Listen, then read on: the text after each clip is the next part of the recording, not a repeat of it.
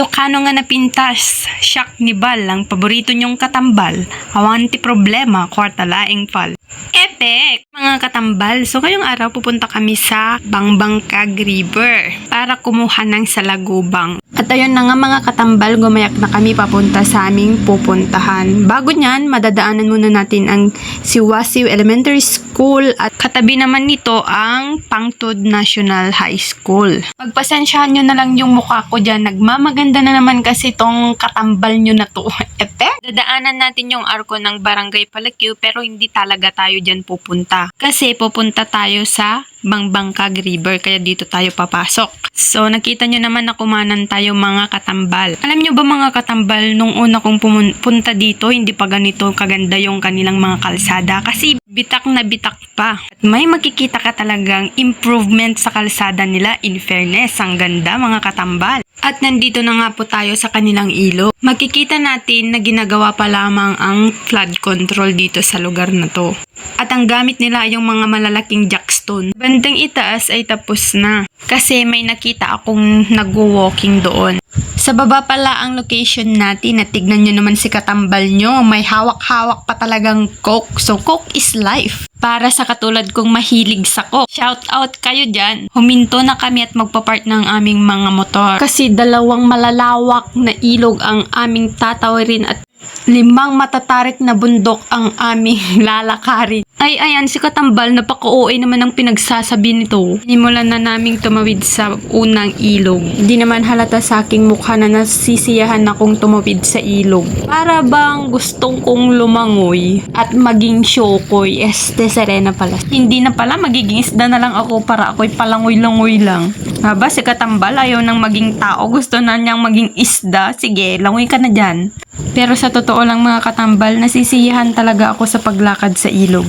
Alam nyo, para kayong bumalik sa pagkabata, yung palangoy-langoy lang dito, tas uuwing may palo dahil hindi ka nakapagpaalam pumunta sa ilog. Nakatawid na tayo sa wakas sa ilog. Pero isa lang naman kasi itong ilog na to mga katambal, malawak lang siya. Si Anjang palang kasama ko guys na maglakad, naiwan kaming dalawa kasi ang bagal naming maglakad. At nandun na yung mga kasamahan namin na uuna sila sa amin.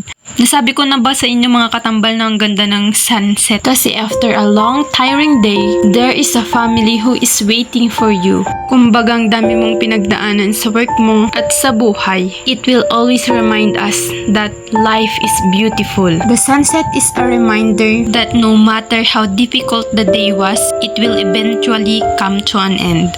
A gentle reminder to let go yesterday and make peace with the present. To make new beginnings. Epek, kala mo naman may pinagdadaanan si katambal. At ayun na nga, tumawid na kami sa pangalawang ilog. Nandito na kami sa aming pagkukuhanan. Hi guys, we are going to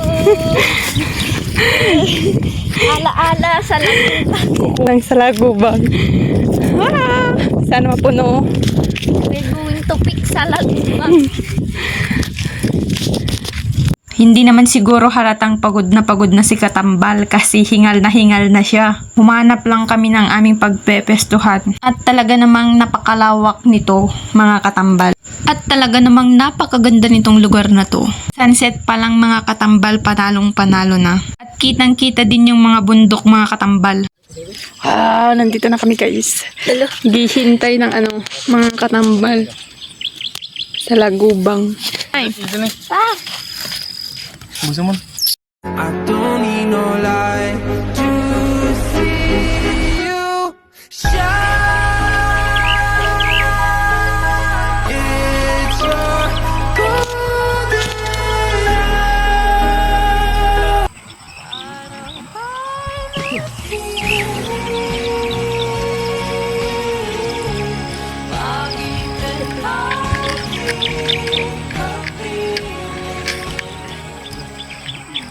At ayun na nga mga katambal, the long wait is over. Nagsisilabasan na yung mga salagubang.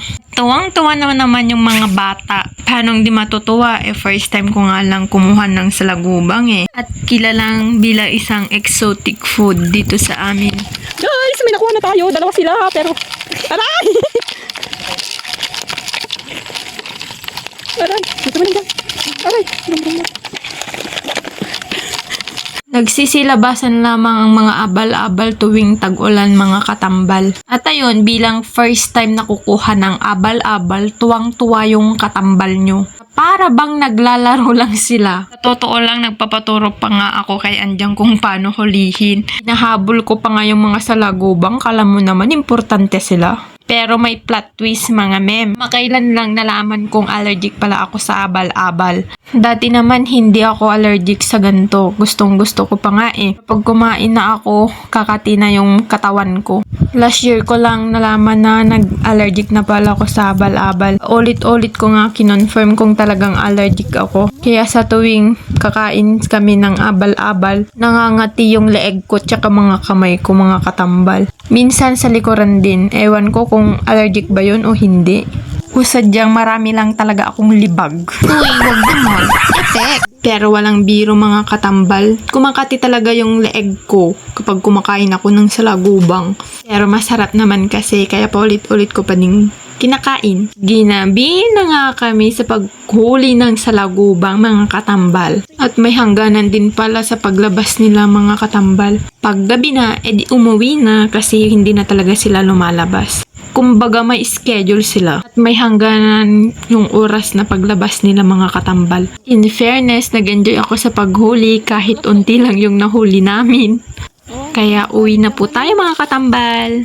At naglakad kami papalik sa aming mga sasakyan mga katambal. Madilim na sa paligid mga katambal. At hanggang dito na lang mga katambal. Maraming salamat.